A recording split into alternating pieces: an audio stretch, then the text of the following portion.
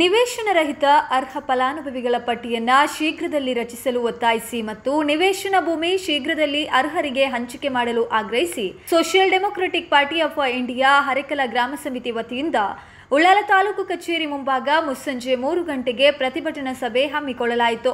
SDPI ಹರೇಕಲ ಗ್ರಾಮ ಸಮಿತಿ ಅಧ್ಯಕ್ಷ ಅಬ್ದುಲ್ ರಶೀದ್ ಅವರ ನೇತೃತ್ವದಲ್ಲಿ ನಡೆದಂತಹ ಸಭೆಯನ್ನ ಘೋಷಣೆಯ ಮೂಲಕ ಚಾಲನೆ ನೀಡಲಾಯಿತು.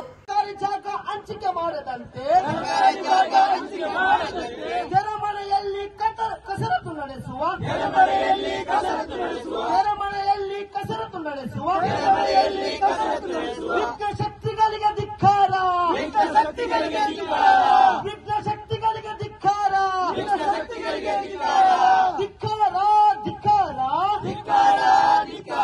ಪಂಚಾಯತ್ ಅಧಿಕಾರಿಗಳಿಗೆ ಧಿಕ್ಕಾರ. ಪ್ರತಿಭಟನಾ ಸಭೆಯನ್ನ ಉದ್ದೇಶಿಸಿ ಮಾತನಾಡಿದ ಹರೇಕಳ ಗ್ರಾಮ ಪಂಚಾಯತ್ ಸದಸ್ಯರು ಮತ್ತು ಎಸ್ಡಿಪಿಐ ಕ್ಷೇತ್ರ ಸಮಿತಿ ಅಧ್ಯಕ್ಷರೂ ಆದ ಅಬ್ದುಲ್ ಬಶೀರ್ ಅವರು ಗ್ರಾಮ ಪಂಚಾಯತ್ ಮಟ್ಟದಲ್ಲಿ ನಿವೇಶನ ಸಂಬಂಧಿಸಿದ 90ರಷ್ಟು ಕೆಲಸ ಕಾರ್ಯ ಮುಗಿದಿದ್ದು ಫಲಾನುಭವಿಗಳ ಪಟ್ಟಿಯನ್ನು ತಯಾರಿಸಲು ಕಂದಾಯ ಇಲಾಖೆಯ ಅಧಿಕಾರಿಗಳು ಅಸಡ್ಡೆ ತೋರ್ತಿದ್ದು ನಿಗದಿತ ಅವಧಿಯೊಳಗೆ ಮುಗಿಸುವಂತೆ ಕರೆ ನೀಡಿದ್ರು. ನಾವು ಯಾವಾಗಲೂ ನಾವು ಮನವಿ ಮಾಡಿದ್ರು ಆಗ್ತದೆ 90% ಮುಗಿದಿದೆ, ಆದರೆ ಫಲಾನುಭವಿಗಳ ಪಟ್ಟಿ ಆಗಿಲ್ಲ.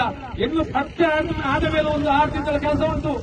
ನಿಗಮಕ್ಕೆ ಹೋಗಬೇಕು, ಅದೇ ಪರಿಶೀಲನೆ ಆಗಬೇಕು, ಅಲ್ಲಿ ಆಗಿ ಹತ್ತುಪತ್ತಾಗಿ ಬರುವುದು. ಈ 5 ವರ್ಷ ಮುಗಿತು, ಇದು 4 ವರ್ಷ ಮುಗಿದು 5ನೇ ವರ್ಷ ಬರ್ತಾ ಇದೆ. ಹರೇಕಳ ಗ್ರಾಮವು ಅಭಿವೃದ್ಧಿಯತ್ತ ಸಾಗುತ್ತಿದೆ. ಆದರೆ ಭೂ ರೈತರ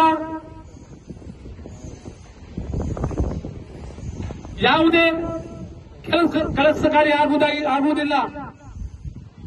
ಇದು ತುಂಬಾ ಬೇಸರದ ಕೆಲಸ.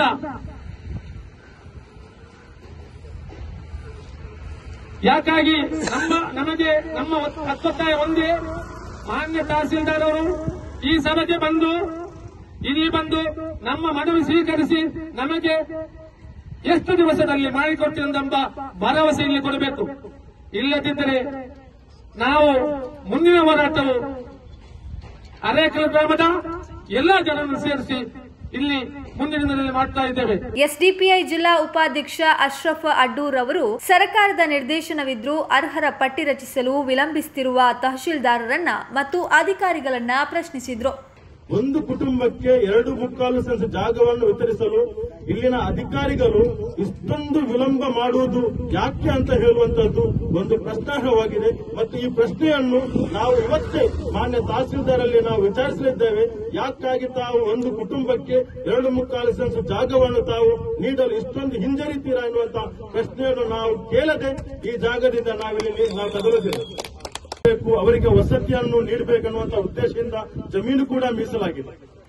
ಇನ್ನೇನು ಒಂದು 250 ಜನರ ಪಟ್ಟಿಯನ್ನು ತಯಾರಿಸಲು ಇಲ್ಲಿರುವಂತಹ ವಿಎಗಳಿಗೆ ಅಥವಾ ಇಲ್ಲಿರುವಂತಹ ರೆವೆನ್ಯೂ ಇನ್ಸ್ಪೆಕ್ಟರ್ಗಳಿಗೆ ಅಥವಾ ಇಲ್ಲಿರುವಂತಹ ತಹಸೀಲ್ದಾರರಿಗೆ ಅದು ಸಾಧ್ಯವಾಗುತ್ತಿಲ್ಲ ಅಂತ ಹೇಳಿದ್ರೆ ಅವರ ಹುದ್ದೆಗೆ ರಾಜೀನಾಮೆಯನ್ನು ಕೊಟ್ಟು ಮನೆಯಲ್ಲಿ ಕೂರುವಂತದ್ದು ಉತ್ತಮ ಎಂದು ನಾನು ನಿಮಗೆ ಹೇಳಲು ಇಚ್ಛಿಸ್ತಾ ಇದ್ದೇನೆ.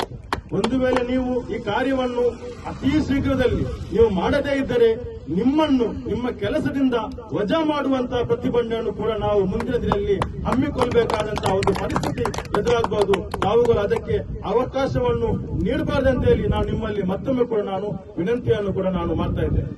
ಈ ಸಂದರ್ಭದಲ್ಲಿ ಪ್ರತಿಭಟನಾ ಸಭೆಗೆ ಆಗಮಿಸಿ ಅಹವಾಲನ್ನ ಸ್ವೀಕರಿಸಿದ ಮಾನ್ಯ ತಹಶೀಲ್ದಾರ್ ಪುಟ್ಟರಾಜ್ ಅವರು ಅರ್ಹರ ಪಟ್ಟಿ ರಚಿಸುವ ಕೆಲಸ ಕಾರ್ಯ ಪ್ರಾರಂಭಗೊಂಡಿದ್ದು ತಾಂತ್ರಿಕ ಸಮಸ್ಯೆಯಿಂದ ಮಾಹಿತಿ ಕ್ರೋಢೀಕರಿಸಲು ಸಮಸ್ಯೆಯಾಗ್ತಾ ಇದ್ದು ನಿಗದಿತ ಕಾಲಮಿತಿಯೊಳಗೆ ಪಟ್ಟಿ ಅಂತಿಮಗೊಳಿಸಿ ಸಂಬಂಧಪಟ್ಟ ನಿಗಮಕ್ಕೆ ಹಸ್ತಾಂತರಿಸುವ ಭರವಸೆಯನ್ನ ನೀಡಿದರು.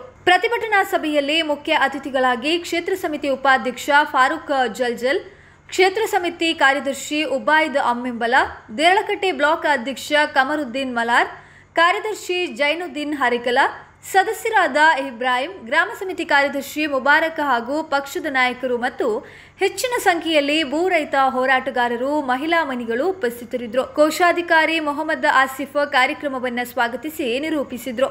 ಸಮಿತಿ ಸದಸ್ಯ ಸ್ವಾದಕ್ ಫರೀದ್ ನಗರ ಧನ್ಯವಾದಗೈದ್ರು.